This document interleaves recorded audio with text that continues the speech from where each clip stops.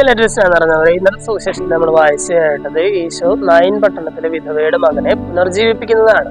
ഇവിടെ നമ്മൾ ഇപ്രകാരം വായിക്കുകയാണ്. ഈശോ നായിൻ എന്ന് പറയുന്ന ഒരു പട്ടണത്തിലേക്ക് വരുന്നു.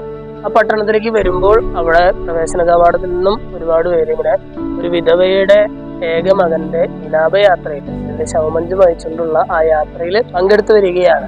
അവിടെ ഈശോ ചെയ്യുന്നൊരു കാര്യമുണ്ട്. ഈശോയുടെ അടുത്ത് ആരും ഇദ്ദേഹത്തെ പുനർജീവിപ്പിക്കണമെന്നോ തിരികെ ജീവിതത്തിലേക്ക് തിരിച്ചു കൊണ്ടുവരണമെന്നോ ആരും പറയുന്നൊന്നുമില്ല. അവിടെ നമ്മൾ ഇപ്രകാരം വായിക്കുകയാണ്. ഈശോ അവളെ കണ്ട് മനസ്സലിഞ്ഞ് ചെന്ന് ഈ അത്ഭുതം പ്രവർത്തിക്കുകയാണ്.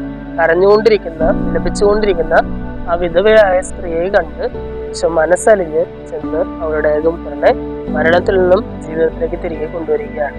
ഈ സുവിശേഷഭാഗം നമുക്ക് നൽകുന്നൊരു പ്രത്യാശയുണ്ട്. അതെന്താണ്? ദൈവം എന്റെ കണ്ണുനീര് കാണും, അല്ലെ? ഞാൻ പറഞ്ഞാലും ഇല്ലെങ്കിലും ഒരുപക്ഷെ എന്റെ ജീവിതം കണ്ടറിഞ്ഞ് പ്രവർത്തിക്കുന്നവനാണ് ദൈവം, അല്ലെ?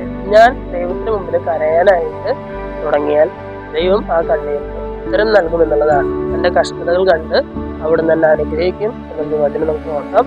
ഇന്നത്തെ സുവിശേഷഭാഗം വായിച്ചു കഴിയുമ്പോൾ എന്റെ ജീവിതം കണ്ട് അതിനനുസരിച്ച് എനിക്ക് അനുഗ്രഹം നൽകുന്ന ദൈവത്തെ മനസ്സിലാക്കാനായിട്ട് നമുക്ക് ശ്രമിക്കാം. ദൈവം എല്ലാവരെയും